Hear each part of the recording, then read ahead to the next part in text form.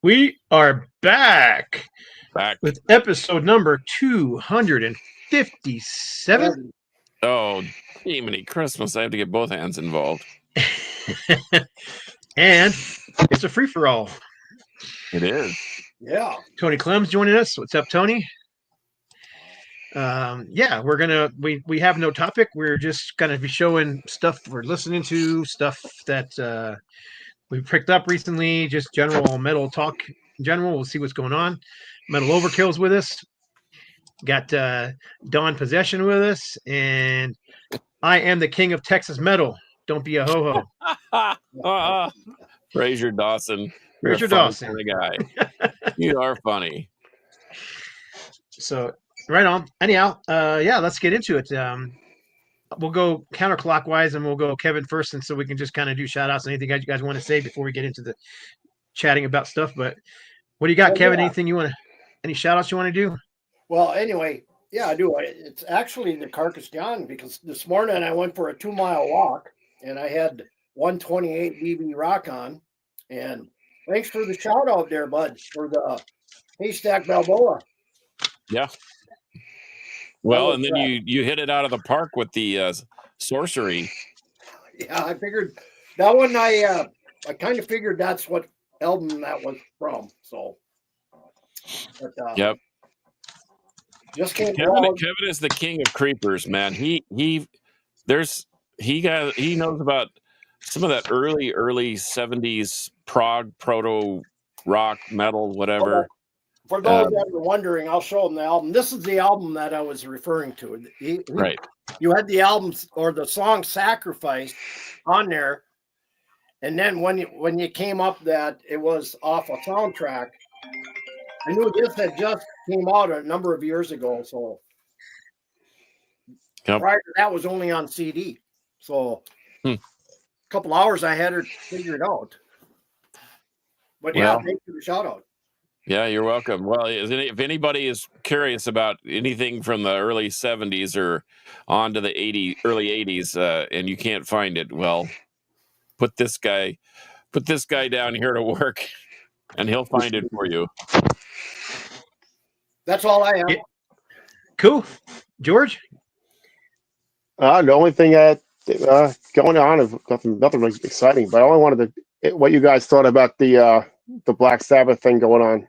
The final whatever. The final show? Well, the final show with Ozzy playing. What do you think? Ozzy playing in a wheelchair because he can't walk anymore?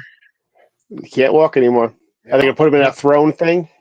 They're going to do something like that. He's going to sing from, he's going to have to sitting the entire time. He still has a voice. I mean, I don't know, man. I saw him on the the last tour that they did without Bill Ward. And I mean, I was and I wasn't disappointed because, I mean, of course, you want to see the full band with Bill Ward, but Tommy Cluflados he pulled off an early 70s Bill Ward better than Bill Ward. I'm sorry. He was really great. And I thought that the music sounded great. We saw him when they on the first gig up in Denver, and then we saw him in Dallas on one of the last gigs, and they were outstanding. And I'm curious how they'll sound, but why? I mean, if he can sing, might go for it. I mean, well, I worry about Bill Ward. Around, why not? I worry about Bill because he's not healthy, and that's why he couldn't do the previous tour. What is the end tour? Yeah. But I mean, if he's healthy enough to do a gig, it's just one show, isn't it? Yeah, I believe so. It's just like one show, yeah. Yeah, but Ozzy's doing a short set too beforehand with his solo band. But Oh, is he? Yeah, he's doing because this build is he's going to be Ozzy doing I guess probably a short set. But what I'm wondering is Jakey Lee's going to be there. Is he going to bring him up to do Bark at the Moon with him? Who knows? Maybe. That'd be cool. It's all up in the air.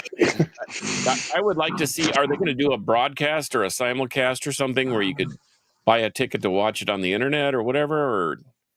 Or David's announced any of that. Just whatever ticket sales are like for, ridiculous. Yeah, like $1,000 a ticket. Yeah. Yeah, I mean, that's they're even that's a low price.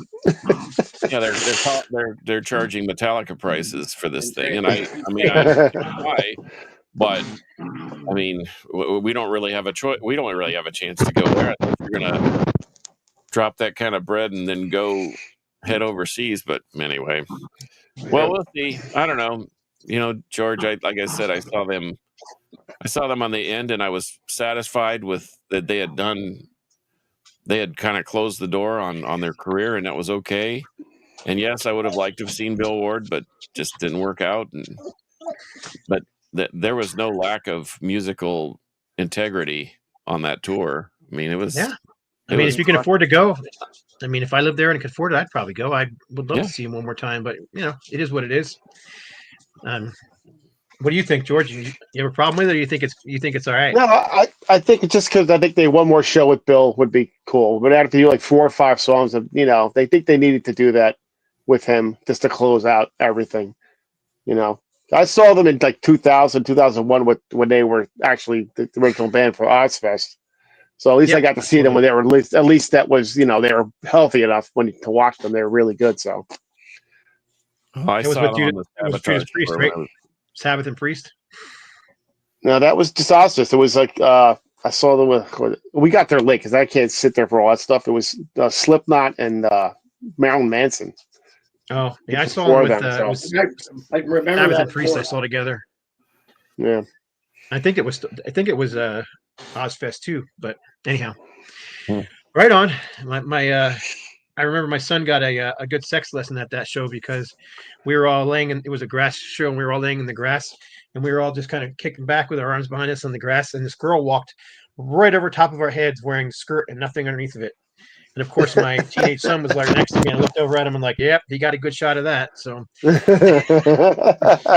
well, yeah. Anyhow, that's funny. Well, I before we let John do his thing and show his POWs, I just wanted to say I went to the doc today and got a good report, so I'm happy about that. All my numbers for everything was good, and lost like 20 pounds over the last 3 months, which is also good. I mean, everybody knows that I work out constantly. I go to the gym at least 6 hours a week, and I was still gaining weight for no particular reason. So come to find out, I'm diabetic. So I didn't know that. But with the weight coming off and everything, even the sugar numbers are going down. So they gave me some medication to take for the diabetes, which I haven't taken yet because I don't really want to. I don't want to be on medications if I don't have to be. That sugar will kill you, man. I mean, I've gained some weight back this winter, but I'm drinking regular Coke and I can tell the difference. Now I quit doing it again, so I'm going back to the regular Coke, and then I'll lose weight. But yeah, the sugar is a killer, and I'm like you, I'm pretty diabetic too. So yeah. Anyhow, but yeah, all's good. I'm just glad that I was able to lose the weight that easy for just basically a 3-month period. I lost 20 pounds without even trying that hard. So just exercise, diet, and a protein and some supplements that I've been taking. So seems to be working for me. Anyhow, John. Well, speaking of getting older and getting all those ailments up, I actually retired a week ago. Congratulations! And, and I gave them 2 weeks, and they said, "No, you're done Friday." So, excuse me, Friday was my last day, and it feels completely weird. So, day 2 of retirement, and I have a couple things in the fire. I've been doing some extra artwork, helping a friend reopen, and Scott and Rob went there with me when Scott was in town for the Orange thing. County Line Records. He's like doubling his space and should have some cool stuff. And by the way, bands, we have 3 bands playing there. Yeah. Aska is headlining, which will be great. We have a band called Settlemire, which is like an alt indie rock band. And then we have a punk band called the Grave Hounds. So it should be a fun time. So if you're in the vicinity of Dallas Fort Worth or in the state of Texas on March 1st, come on by County Line Records. But I don't want to put too many shameless plugs in there, but walking distance from the house, so I've never had a record store that close to me. So who knows? Shout out to I hate to admit it, but the Hells Angels sent me a Facebook request today, so I guess I shout them out. I don't know whether to accept it or not, but and also I had the rare privilege to see a full lineup of Gamacide on this weekend. They're rehearsing for the Hell's Heroes thing, and they're actually doing another show the week prior to Hell's Heroes. So, but dude, they have not lost a step. Gamacide is bad to the bone. So Yeah, they are. Is it all the original members? well, no, one of the members has passed away, and Jamie, the drummer, is unable to perform. But it's got Joey Gonzalez from X of War Beast and Phil Anselmo and the Illegals and Down and all these other bands, and then Alan Beauvais, who used to be in what was it, Demon Fist and War Beast also. But it's Varnum, the original singer, Varnum Ponville, and Scott Shelby, and Rick Perry, the governor, who's also in Iron John, was in War Beast and Warlock and Puncture and blah blah blah. These guys are they're seasoned veterans, and man, it was really really entertaining to watch them just shred all those old songs. And then they were shouting you out, and I have to shout you out too, Scott, because No Life Till Metal re-released Victims of Science, and I don't know what the magic Rob Colwell has, but Hair Metal Rob has the magic touch when it comes to remastering, because it was just enough to make it sound even better. Yep. Yeah, he did a fantastic job. And so if you can find yourself one of the few reissues I would highly, highly recommend is that Victims of Science, because I know the old Wild Rags pressing is great to have. I have two, but if you can find the No Life to Metal one, get it.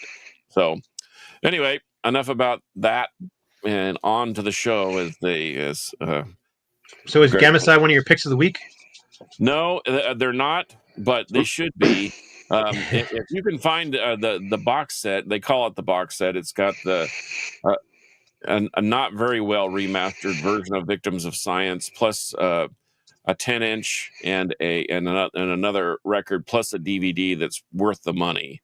You need to pick that up too, and I'll flash one of those up maybe next week on the show. But all that being said, no, I'm once again I'm going deep in the well, and I was reminded of a story of my early music career, and where we ran into these guys, and so I grabbed the record that kind of spurned that conversation. But one of my picks of the week is Styx, Equinox. This was the last record with John Kurlewski, and who took over for John Kurlewski? Does anybody know? In Styx, Right offhand, no. Who was the guitarist? Well, he was a 17-year-old kid from Alabama named Tommy Shaw. Tommy Shaw, okay. So, anyway, but this is a great record. This has got some real heavy metal elements in it. It's they were breaking away from the wooden nickel kind of proggy sound, and this was more of a straight rock sound. Some heavier riffing, some killer drum work. Highly recommended. So if you're out and about and you're just wanting to harken back to the early '70s hard rock, this would be my wholehearted all the time. Yep, a lot of keggers in that music there. Yeah, and there's this is an audiophile copy that I found. It's a Canadian pressing, but it was a half-speed Japanese remaster. A Japanese company did it, and they imported it through Canada. So I don't know, Kevin, you might be able to find one of these up in your neck of the woods. But man, it's a fantastic record, and sonically it sounds better than most. And then my metal pick of the week, once again, I was harkening back to the old days because I've been moving a lot of boxes and whatever. And I saw somewhere where this was the 40th anniversary of this record. 40. Yep. And this probably, I mean, I do like Peace of Mind, but something about Power Slave just resonates with me. I just like every part of it. I don't know. I don't know what it is. And this is one of those rare birds that you drop the needle on side A, and you have to listen to both sides Yep, the way through. absolutely. Yeah, I And showed so, the Zetrop edition.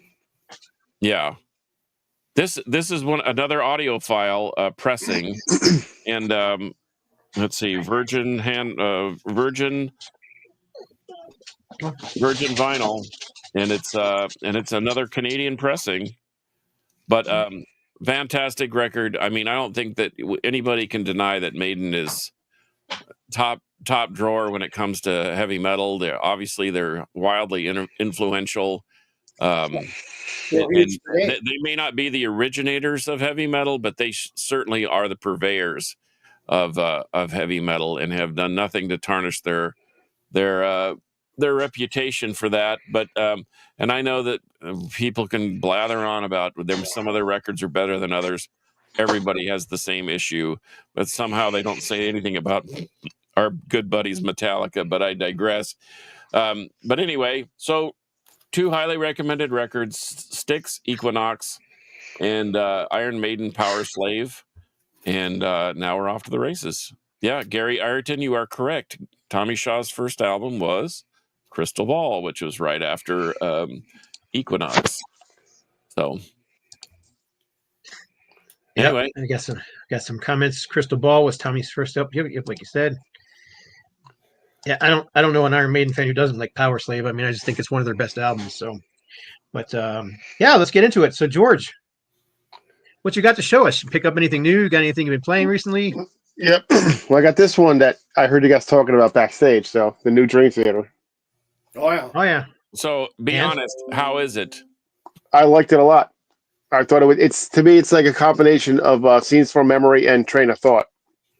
So it's Okay. kind of like that's what maybe more towards Scenes from Memory, but it's really good. And I think what was missing from Dream Theater, even though I liked the last couple albums, was Mike Portnoy's writing. So, Petrucci produced it, but that's what I thought was missing. And it's just got some really good tracks on it. It's it's like over 70 minutes, but it doesn't feel like it's 70 minutes, which makes it. You're not like dragging on, looking at your watch. When is this track going to be over? When's this album over? It's not like that. It just kind of flows along for me anyway. So I was really happy with it. So Yeah, that was kind of my thought on the last few. They just kind of droned on and on and on, and I'm just like, but Train of Thought, that is I mean, aside from Images and Words, I think Train of Thought is just a blistering record, and maybe their opus. And so if it sounds like that, then now I'm more interested. Now in that packaging that you had, did that have the instrumental version also, or does that have the 5.1, or did you get the deluxe? no, it's just a normal copy, really. Nothing special. Yeah, just a regular one. Single disc. So, single disc. Yeah. All right. Yeah, actually, the reason that Steve Bodine is not here today is because he's actually seeing Dream Theater tonight, which is what we were talking about before the show started. I've seen Dream Theater several times. They were just, gosh, the last time I saw them, I got bored and got up to go buy a drink. Yeah. What did you see them though? What they played that one album, The Astonishing, I think, for Sharp Finish or whatever it was. And it was years ago. It was like Gigantor or one of those big tours they were on. So Is yeah, that the one that was with Into Eternity and Conception? Not Conception. What was the Ray Alder project? Retribution or I don't know. I don't remember, but I just remember that they lost the crowd, man, because people were just getting up in droves and leaving. Because it was weird because I don't know, it was almost like a jam session. I don't even remember what song it was, but I mean, vocalists disappeared off stage for 15, 20 minutes while they just sat up there and noodled for all that time. But yeah, I've never seen a band of that caliber lose a crowd like that before. Well, as much as I saw them in the mid '90s. Yeah. In the do you remember the Birch Hill, Scott? Yes. That's where I saw them with the Birch Hill. Oh, right on. And that was probably around when Awake came out, around that time, I believe. Right on. So yeah, that's been a long time since I've been in. And as good as Mike Mangini is, something about Portnoy, it's kind of like I had this discussion with somebody else this week about would you rather hear it was Steve Murphy of Rotting Corpse, Nowhere Jets. we were talking about Dave Lombardo Slayer versus Paul Bostoff Slayer. And Paul Bostoff's an amazing drummer, and he was great in Forbidden. But what would you rather hear? Dave Lombardo doing Slayer or Paul Bostoff doing Slayer? We both voted for Lombardo. Not that we think that Bostoff's a terrible player, but I think the similar thing can be said about Dream Theater. When Portnoy's not there, it's just not the same. There's something missing, and it's hard to put a finger on it, but I think that might be the same case. Is that the guy you're talking about?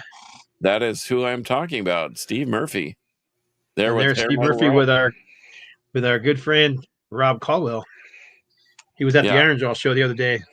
Yeah, Elwin Redemption was the Ray Alder project that I saw them. Dream Theater, Into Eternity, and Redemption. But Redemption stuff is good stuff too. It is good. But anyway, well, that's good to know, George. Thanks for that. I'm on a very short leash financially because, well, I just retired. So I'll enjoy kind of snooping around and seeing if I can find a good cheap copy. Sounds good. Ooh, excuse me. Who's next? Kev, what you got, Kev? What do you want to show us? Any good stuff?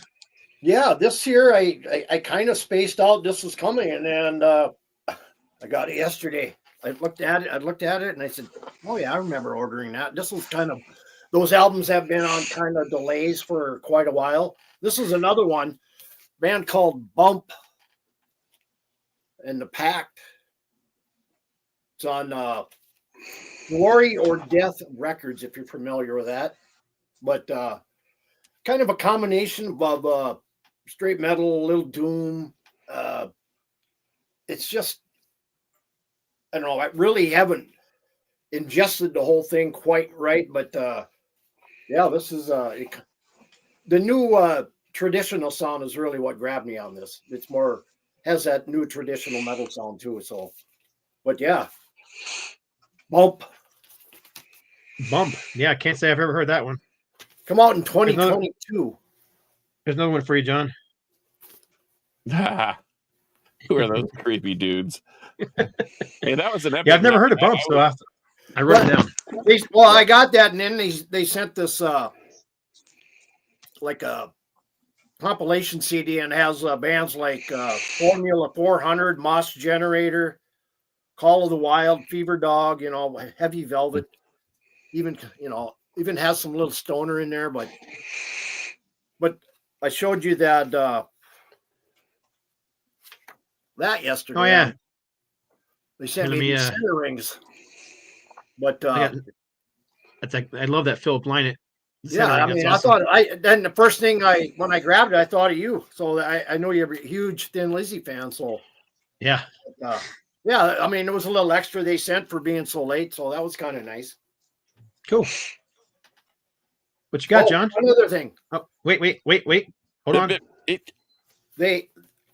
sent me this artwork too as well. As far as filler stuff, and I'm sure it's from his label, the Glory and Death label. But it was kind of neat. One of his bands on there was a band called Snow Chill. Huh. Like I said at the top of the show, leave it to Kevin to get the obscurities of the most obscure. And then this was kind of I had to look back, and it kind of reminded me of Obscured by Clouds with Pink Floyd with that.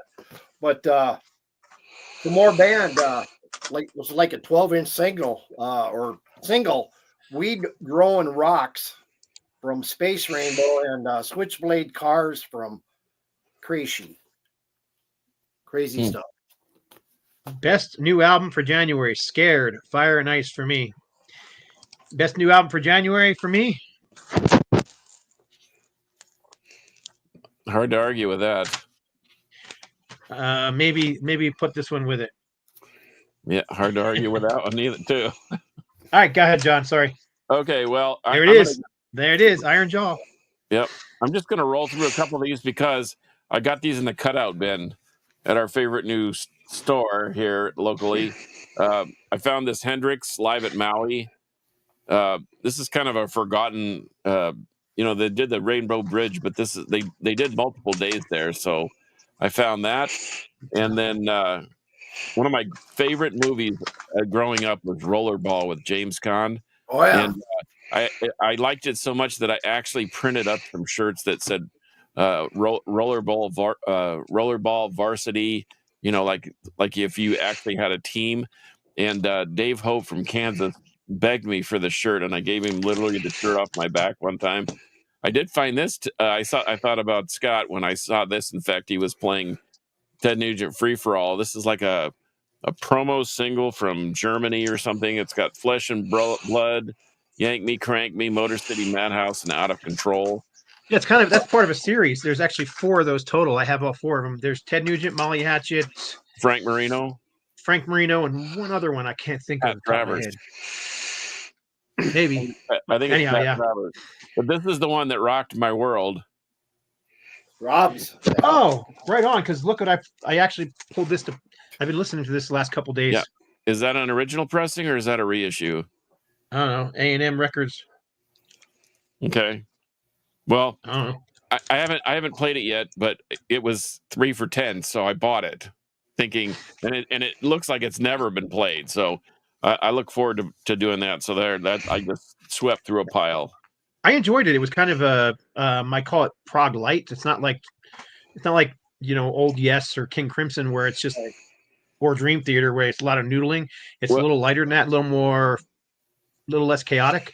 But I went over maybe there a little mellow, maybe a little more mellow or melancholy, perhaps. But yeah, I still really liked it. I see Scrubs a lot in used bins wherever I go, along with one other band I'm trying to think of. But yeah, Scrubs is a different band, but like he says, lighter. But it depends what era you're picking up, because right. I mean, their mid period from the 70s, like the early 70s, they were a different sound. Then they got into the prog sound, and then apparently they started getting poppier as the 80s rolled around. But you know anything about the Straubs, George? No, never heard of them. No. Yeah, they're a 70s band for sure. Well, cool. And speaking of Straub, somebody had mentioned Crack the Sky last week. Was that you, Kevin? Yeah. Well, I was over there helping Rodney at County Line move some record bins into place, and a collection came in, and there must have been 4 or 5 Crack the Skies.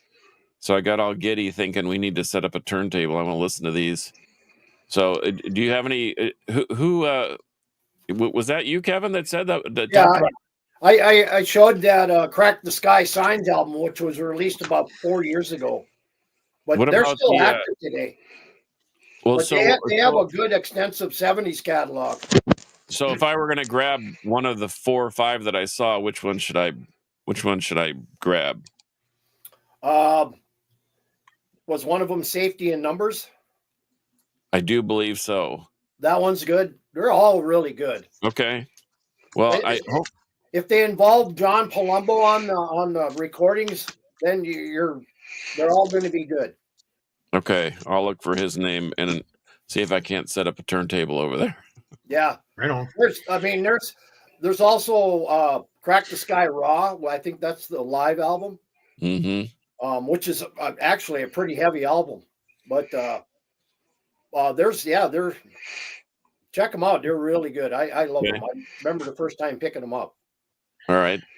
Somebody said Rockshole, there he is, said he's never heard of Iron Jaw. So holy smokes. Wow. Iron Jaw, they only have 2 albums out. This one just came out in January. This is their new album. It's fantastic. We John and I saw them live, a weekend ago? 2 weeks ago? Yep. And if you're like, Judas Priest style heavy metal, check out Iron Jaw. You can get this on Amazon, or gosh, you can get it at target.com if you want, Best Buy, but you can also go to nolessmetalrecords.com, pick it up. But Iron Jaw are just a new wave of traditional heavy metal band made up of veterans. I mean, all those guys have been in other bands. So with, of course, Rick Perry, there he is here, that we affectionately call the Governor, being on guitar, formerly of Gamicide and Puncture, among others. War Beast, so, Warlock. War Beast, yep. Randy Cook on drums. He of Rotting Corpse and a million other bands. Clay McCarty on bass, and Jeff, the absolute shredder, is a nice compliment to the governor.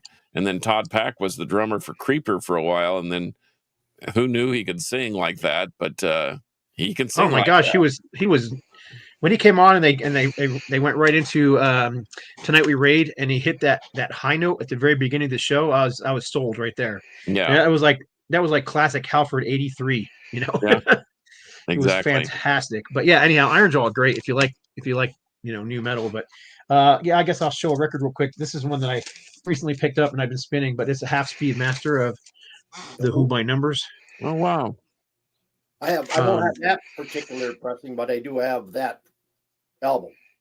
Does it sound? Yeah, it says. Can you tell a difference? I mean, I don't know because I haven't had the original for a long time, and I was just in the mood to hear the album, and I was like, oh, I need to go find a copy, and I found this copy, and I go perfect. So I can't tell you if there's much difference or not. I gotcha. It sounded good on my my stereo, but mastered by John Ashley at Close to the Edge, half speed vinyl masters cut by Miles Scholl at Abbey Road Studios.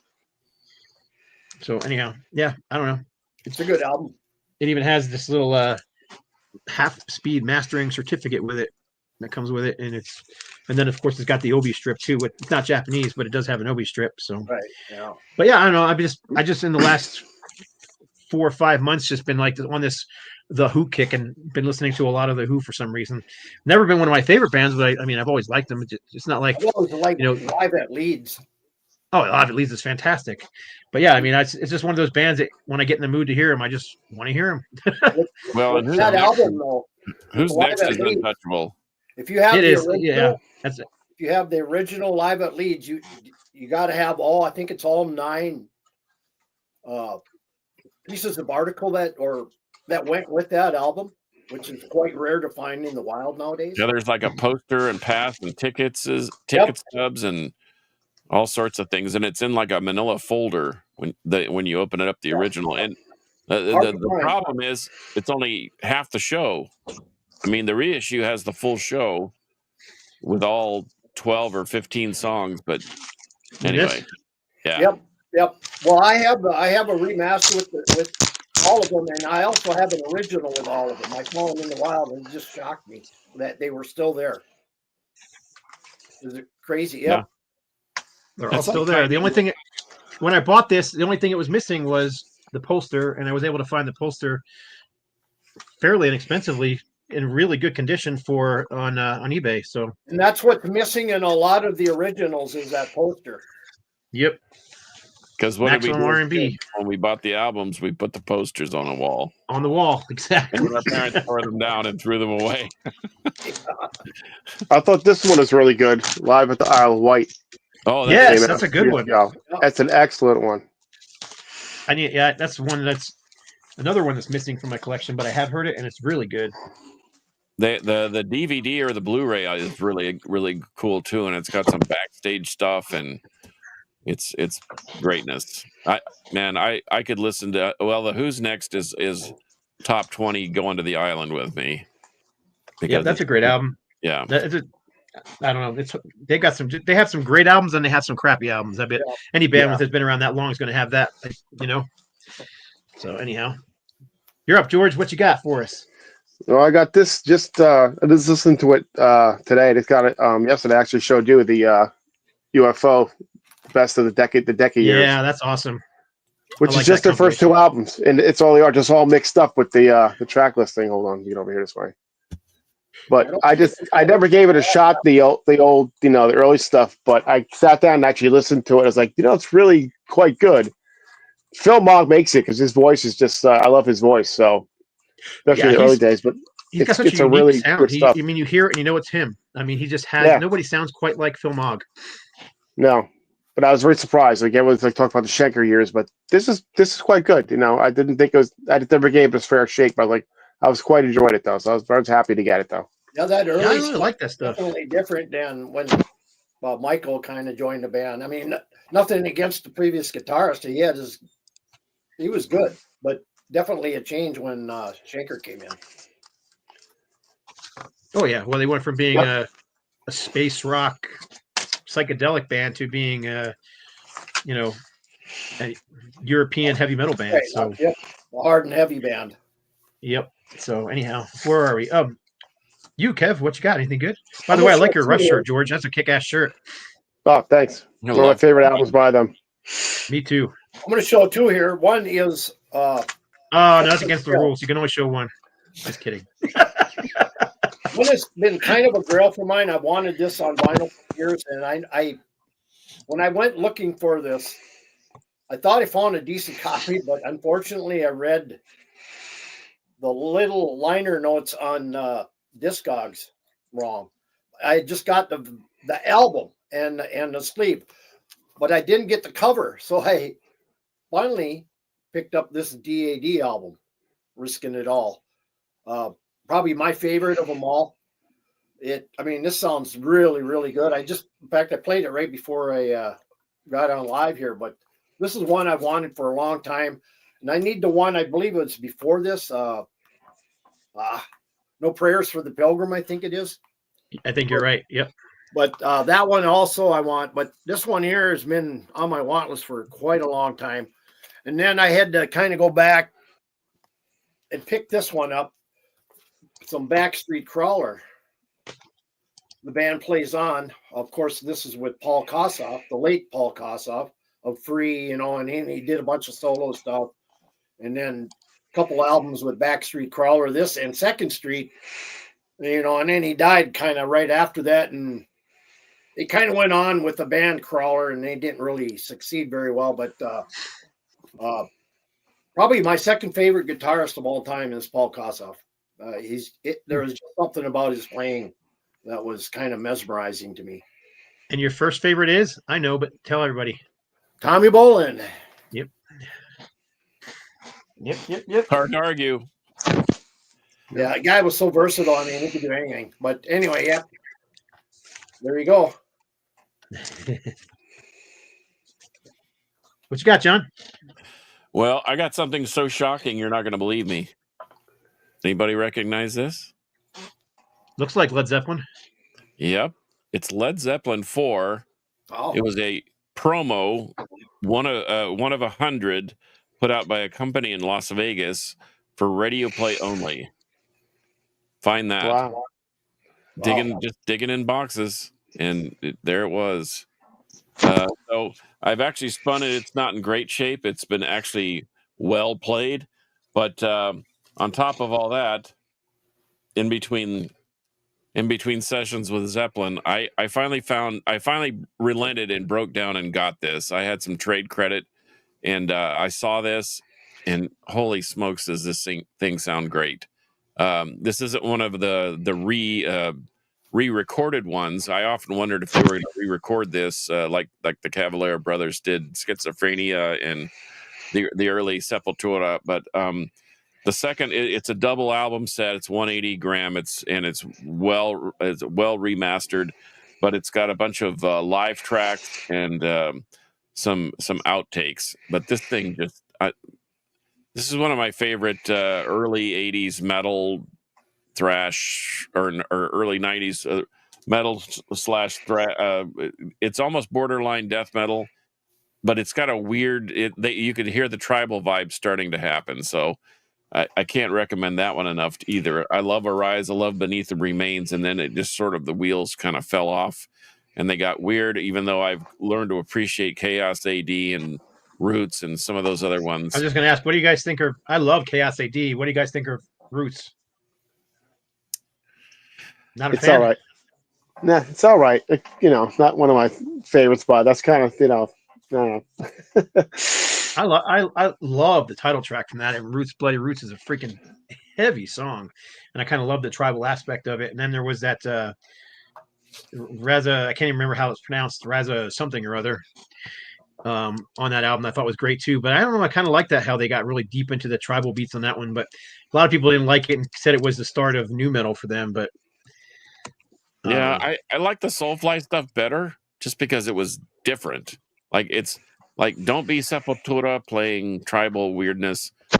Just go ahead and be Soulfly. That's fine. And then that Soulfly just, I don't know. I don't know about those dudes, but I'm glad that they're back. Mahata. That's the song I was trying to think of. I'm Ratamahata. glad they're back to playing shredding Sepultura style music. I mean, we had seen them on the what is it, the Bestial Devastation and the what's the other one? But anyway, before Schizophrenia came out, the reissue, and dude, they were just so good. But they were shredding. They weren't, doinking with cowbells and tribal drums and whatever. And Shamgar wants to know if you're going to leave him your Zeppelin promo in your will. I don't know. Let's talk. Yeah, Ratamahata. That was a song. I love that song off of Roots. But anyhow, that promo, that Led Zeppelin promo, I think I know one other guy that probably has that, and he's on YouTube quite a bit. Yeah. Well, promo records. It's wild that I'm always on the hunt for Led Zeppelin 1, 2, and 4, and then every now and then I see an offshoot of Presence, or kind of a weird cover, like a different cover.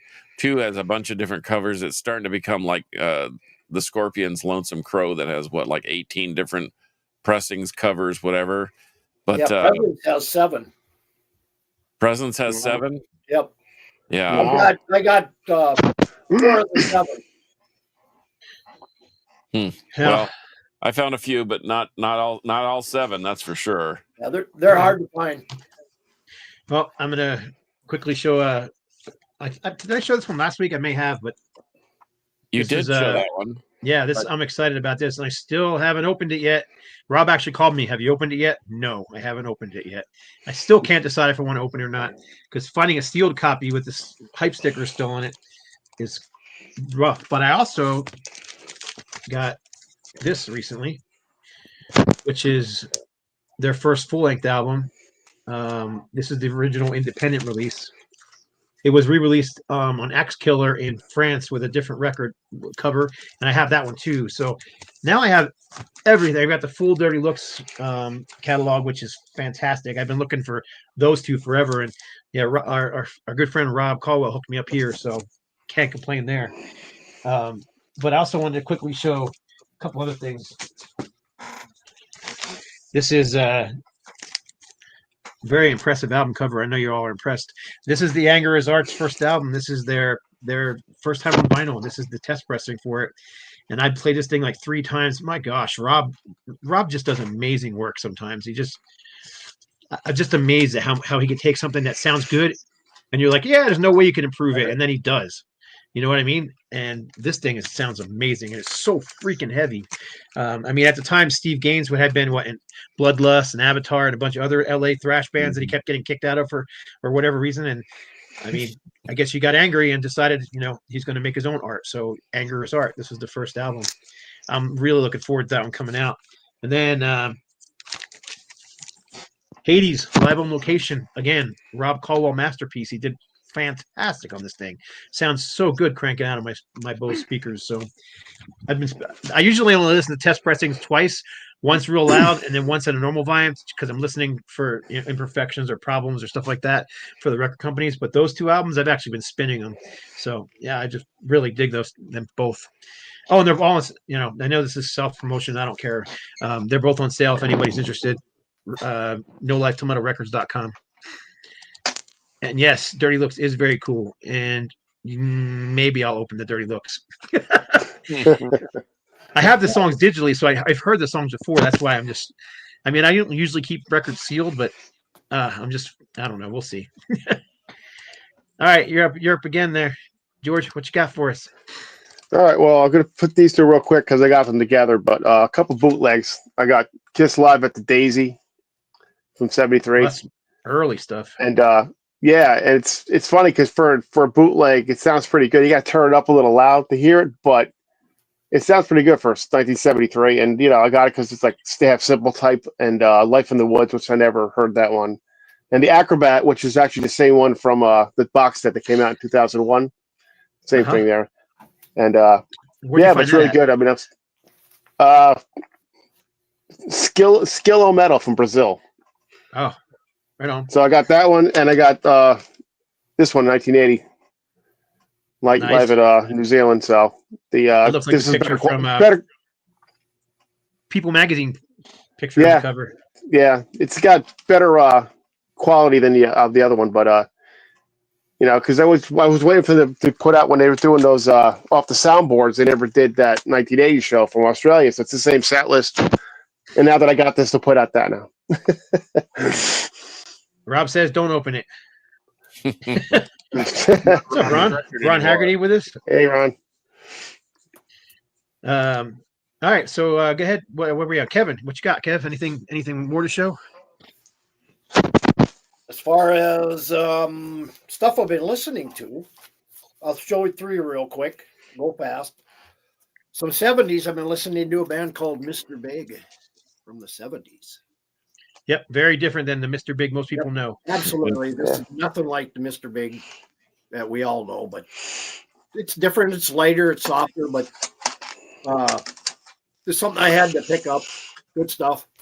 And then a couple of traditional albums, Ancient Empire, their last one with Priest of Stygia. Just some traditional heavy metal. The singer kind of is also the singer in Shadow Killer, if you're familiar with that band. But yeah, I know Ancient Empire. I think I at least have one of their albums. I don't know if that's the one I have. The singer is a singer. I just can't think of his name. He's also, like I said, he sings for Shadow Killer, Ancient Empire, and Hellhound, and all good stuff. And then this one here, I pulled this out. I haven't heard this in years. Some Air Raid. Oh yeah, nice. Which is this is a Fatal Encounter. They have 5 albums out, I believe. I think they're still active, but not real active, but again, more traditional heavy metal. People were debating in the lines if I should open that record or not. Hey, before you go there, Carcass, anybody know? Oops, there's another one popping up. Just picked up an album from Ancient Empire today. Oh yeah, they're a new wave of traditional heavy metal band too. This here it is. Any of you guys have the first Taipan EP? I don't even really know what that is. So that's a new one to me. Taipan, I think they were part of the new wave of British heavy metal. You got a shout out here, George, from S&T Young. What's up, Steve? Right on. Go ahead. Let me just race through a few. I think you were with me when I picked these up. Scott, this is kind of a cool thing. This is the Anthrax Public Enemy thing, Too Much Posse. It's kind of like a record store day thing. I've been spinning this Steve Howe Beginnings. I've been kind of on a yes kick ever since that record store day thing with the Before you move on, John, let me show you something real quick I got in the mail the other day. Okay. I've never seen this before. It's a split EP with the band called Dream Warriors, which is some kind of rap band. But as you can see, it's got Anthrax and Public Enemy, Bring the Noise. And it's a sealed promo, and it's also got Milk Ode to Billy on it. Really? I've never seen this before, but a friend of mine from Canada sent it to me. He said, "I know you're a big Anthrax fan. Thought you might like this." I'm like, heck yeah! Another one I haven't opened yet. I'll probably open this one though. Yeah, I want to hear both sides. I want to hear Dream Warriors. Never even heard of that band. So, right on. Well, yeah, sorry to interrupt. Here's a very obscure soundtrack. I don't know. Oh, it's a good soundtrack. Yeah, and there's it's got Slayer on it. So Slayer, Aerosmith, Poison, LL Cool J, Ray Orbison, The Black Flames, Public Enemy, Joan Jett, Oran. Going back to Cali. Yeah, but back to Cali. But In-A-Gadda-Da-Vida never sounded so good with Slayer. Slayer doing In-A-Gadda-Da-Vida. Yep. What's the Aerosmith song's a cover too, isn't it? I'm pretty sure they did Rockin' Pneumonia and Boogie Woogie Flu. Is that what's on there? Correct. That is correct. Yep. And then one more. I love this record. Someone said, what's your favorite Kiss record? And you see those things all along, and I usually ignore. I've been ignoring social media more and more, even though I probably should tune in and hang on a little bit more often. But someone said this is the weakest album they ever put out, and I'm like, are you absolutely high? No. This thing is such a shredder, and I mean, this has ties to my to a family discussion about what can and cannot be listened to in our home.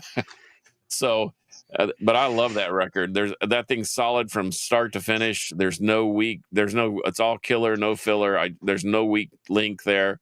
And and even the droning little acoustic guitar intro on Getaway, I can still endure that just fine. But obviously, it's a German pressing because we don't want to offend anybody with the S's. But it sounds. I think this sounds better than the Casablanca American pressing for some strange reason, and maybe because they require virgin vinyl over there. I don't know.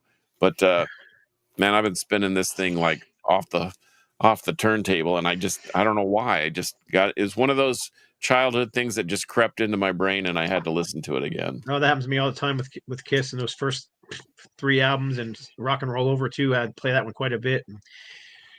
Yeah. Anyhow, the comments are coming in quicker than I can get them up. But Gary Ireton has said that he's spinning the BOC 50th anniversary live night 3. Wow. Oddly enough, so have I. It's actually sitting on my turntable over there. I had played it earlier today, so I didn't grab it to show in the video. But I just thought I'd quickly show a few albums I picked up by one of my favorite guitar players. And it doesn't matter what it is. I'm always looking for stuff from this guy. But this is I think I showed this one to Carcass at one point. But this is just a new compilation, or I don't know how new it is. It's on Reprise Records. No, I have it's no been idea what around year a it came while, out. but if you can find it on 1984. vinyl, yeah, Like if you can find it on 1984. vinyl, good on you. Yeah, it's got the original OB and everything, and it's got some live stuff that had been previously unreleased, but I'm sure has been released since then. This is one I didn't know existed until John showed it on the show. So Band of Gypsies 2. So yeah, I had to find that one and finally found a copy that was in, as you can see, very good condition. Yeah, I've never seen. I don't usually see those in very good condition at all. They always have a lot of ring wear, and this one's Yeah. really nice. And then this one's like free experience stuff, but just one that I got for a really good price. This is a rare Hendrix. So it's got Good Feeling, Voice in the Wind, Go-Go Shoes, Good Times, Bring You Back My Baby, Suspicious, Hot Trigger. Is that with Curtis Knight? It doesn't say him on here. That's what I thought it was when I picked it up, but it says Lonnie Youngblood, Herman Hister, and Lee Moses. Oh. So yeah. I don't know. I haven't even got a spin yet. I have that too, and got this in the mail. Never sat down and just listened to it start to finish, but I have it because it's Hendrix. And then also I've been going along with it. I've been also spinning this power trio. They're a power trio, right? No, they're a 4-piece. Sorry. Yeah, they're a 4-piece. But anyhow, this is CCR, obviously, Creedence Clearwater. I never got to see Creedence in concert. I got to see Creedence Clearwater Revisited in concert, and they were really good, but it wasn't Fogerty. So anyhow, not the same. Nope, not the same. But it was good. They were really good. I mean, I was impressed with how much the singer sounded like Fogerty, and they were good. But yeah, not the same. Cool. Good. Sorry. So me? You're up. Yep. You're up, George. Oh, actually, a couple I got this week that I listened to. This one's Fire Spawn with this is with LJ Petrov from Internal, who passed away a few years ago. Never heard of the band, but really good death metal. So I think they have 3 albums out. This is their last one. Came out 2019, but yeah, nice. So really good stuff. And this one I never had. I was trying to complete some collections here, so I got the I'm a Rebel from Accept with that odd cover. Album. Yeah, it's a weird cover though. Inside there's a few different covers for that one, but that's a pretty common cover. Yeah, I thought it was good. It's different. I love the King. That's probably my favorite song on it. Really good stuff though. And then I got Running Wild, the Brotherhood. No, that's a good one. That's a good one too. Yeah, they're sometimes they can be hit or miss with their albums. They have some good tracks on all of them, but sometimes they're like, it's okay. This one was pretty good though. I enjoyed this one. So I think the problem with some of the Running Wild albums is it's not that they're bad. It's just they're very samey. So you tend to get tired of it real quick. They are, and they sometimes use a drum machine. So that kind of kills it too. You can tell it's a drum machine than the real person playing the drums. So that kind of, ruins the feel. Okay. I'm next. Okay. Well, I've been on a real huge 70s kick for about a month now, and I probably will continue quite a while. But anyway, some more 70s stuff we're getting into. A band called Wildwood, and the band album is called Plastic People. The organ sound is similar to The Doors with Ray Manzarek and that unique organ he had. But this is kind of the first song of this, kind of pre-punk, but it really kicks in hard and heavy. I mean, you could almost call this a metal album, but not quite. It's that good. And then I've been getting into a lot of females, which one of my 6-packs is centered around this. Cradle. If you've never heard Cradle, pick Never it up. heard Cradle. Susie Quattro and her sisters. But Susie influenced this band, which I've been listening to quite a bit, which is the Runaways. So it's a good one. I spun this earlier this morning, and it's part of a video that I'm doing. I do have the original of this, but somehow it got wet on the inside and it peeled. So I had to be very careful. But anyway, and then the last one here is some Babe Ruth, the best of Babe Ruth, with Juanita Hahn on vocals and Alan Shacklock and Dave Hewitt on guitars out of the UK, and still active. But yeah, a lot of good female bands that should be recognized back in them days. Yeah, I picked up this EP not too long ago with the I do cover have of Mama that We're one. All Crazy Now.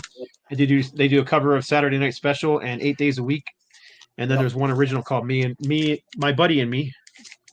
And I also picked up this one based on you. I never owned this one before, but it's a bunch of rarity tracks from the Runaways too, including a few covers. They do Strawberry Fields from obviously the Beatles. Yep. But yeah, it's also a bunch of stuff they wrote with King Folly on here. It's a cool. Both these are kind of cool. I have all their full length albums. I just didn't have some of the oddball stuff like this, and recently picked these both up. So And that oddball stuff is the hardest to come by, even when any Runaways is hard to come by, but you just gotta get lucky once in a while. freaking Runaways rule. Yeah, they do. Yeah, hello.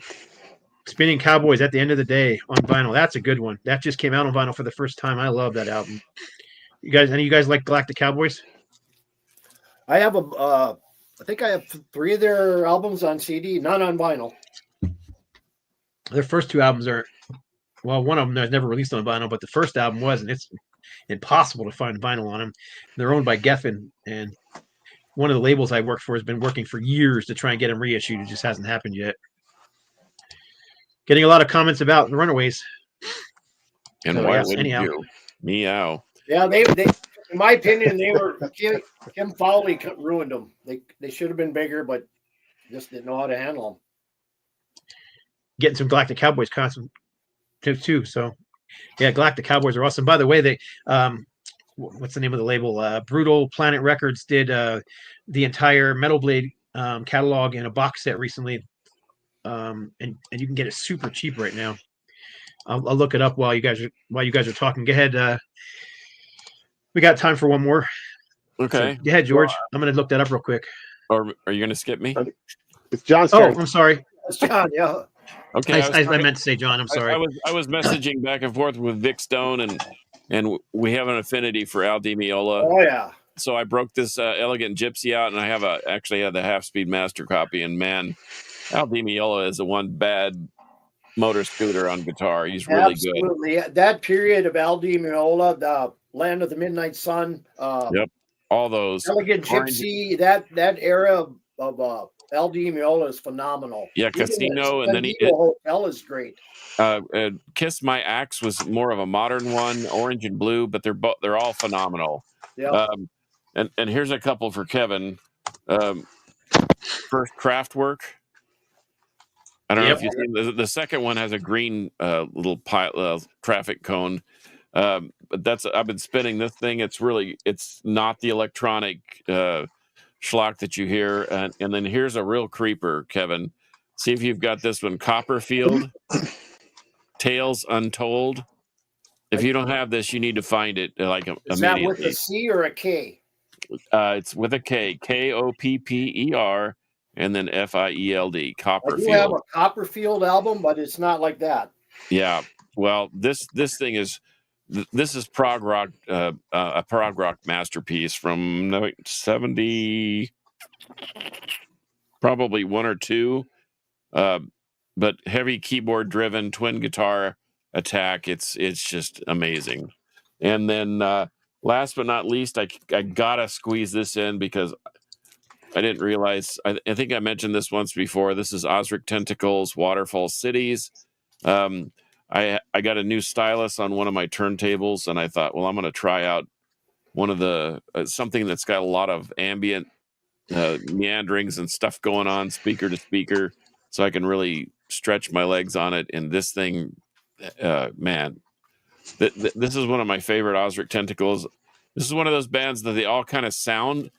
They sound very similar, but yet they're all different. Every one of them has a unique personality to it. This is no different.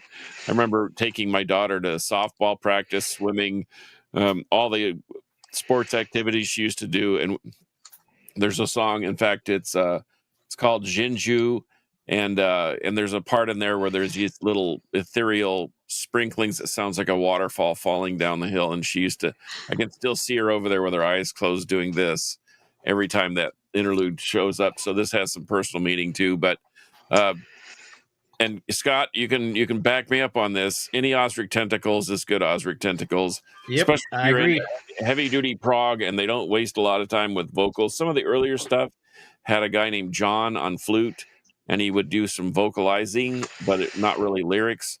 But they've since gone just completely instrumental, and that one in particular with the Edwin remaster, he's the guitarist and brainchild of the band. It just sounds super impressive. So anyway, Right on. Well, let's I know we're almost out of time, but let's give George one more shot at it since he's our guest. And, Okay. All right, I got two real quick. I was in a Doom mood. I did a video with Ron Haggerty yesterday on our favorite Doom metal albums, but these two I haven't listened to in years, and I forgot how good they were. Solitude Eternus. Oh yeah. Downfall. I just had that in my hands today on vinyl. That's a great one. I forgot how good it was. And this one, which is more, I guess, psychedelic, Trouble, Manic Frustration. I love that album too, though. Great one, though. So, yep, that's what I got. I have a story about Solitude Eternus Downfall. I used to do an underground mag called Hepatitis News, and I trashed that album because the production was terrible. It came out on Pavement Records. Yes. And Yep. they were sort of a lackluster, just throw it out there and whatever sticks. Malevolent Creation had done a record on there, Disharmonic Orchestra, a couple others. Anyway, I just totally trashed the record. I said this is appropriately called Downfall because it'll be the downfall of the band. Blah blah blah. And then I met John Perez for the first time at the Austin Record Convention, and I had my hat in my hand because I couldn't apologize enough. And he said, I admit that particular rendition of Downfall is so bad. He says, I don't blame you for it. But and then he handed me a remastered version. What they had sent to Pavement was just raw recorded footage, and it had never been mastered or anything. They just basically printed out the music from the raw tapes, so it didn't get any treatment. But anyway, they have since I think Metal Mind in Poland has remastered it and put it out again. So if you can find one of those, buy one because it'll even elevate that experience. But I really have come to love that record, even though I said it would be their downfall, and I admit I was wrong. But that's how I met Perez, and we've been friends ever since. So that's the good part. Anyway, cool.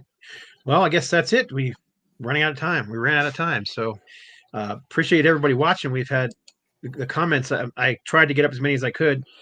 There's some more coming in since then. Osric Tentacles is great. Yes, they are. Yes. Yep. I have one album. That's it. I He goes, okay, I bet you did tell John Perez that. Yes, you did. That's what it Yes, I did. And he agreed that it was bad. But anyway. I love Solitude Alternatives, but sadly I have not owned vinyl yet. Yeah, their vinyl is not easy to find. And they're very expensive. Yeah, they're really expensive.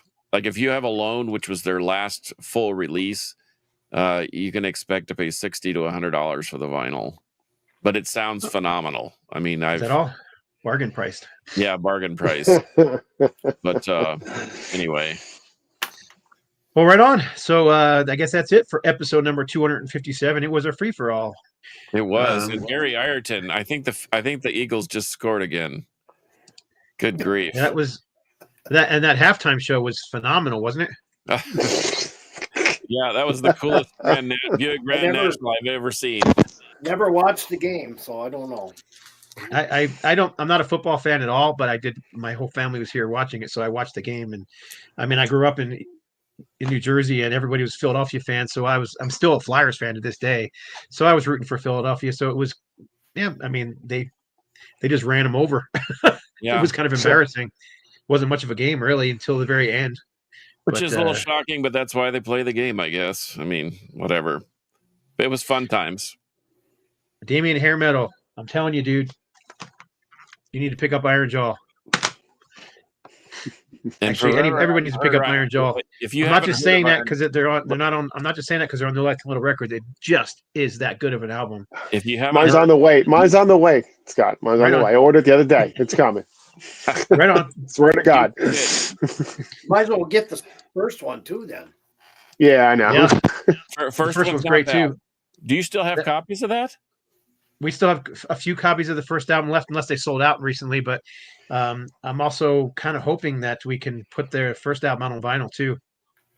Okay. So that's a possibility that will be coming up shortly. We'll find out. I already talked to the Wolf a band about it, but it's not in stone yet. So I can Dropbox you some tracks.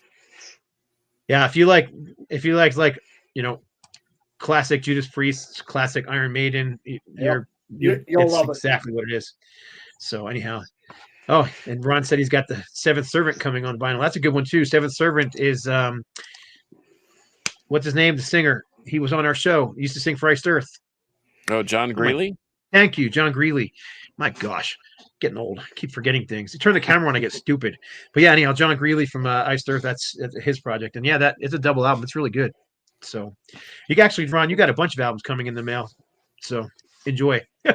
I just sent Ron a little package of records. So yeah. All right. Well, for episode number, what are we on? 257. I guess I forgot to say you can find George Gatto on YouTube at where can you find Georgie's Room of Rock. That's right, and you can find him on Facebook under his name as well. You can find let's see, I got the little things here. Let's see if I can do this right. Steve's not here. You can find Kevin on YouTube at Old Metal Rocker 65. He too is on Facebook if you're looking for him. You can find John on Instagram at Carcass John Art. You can also find him on.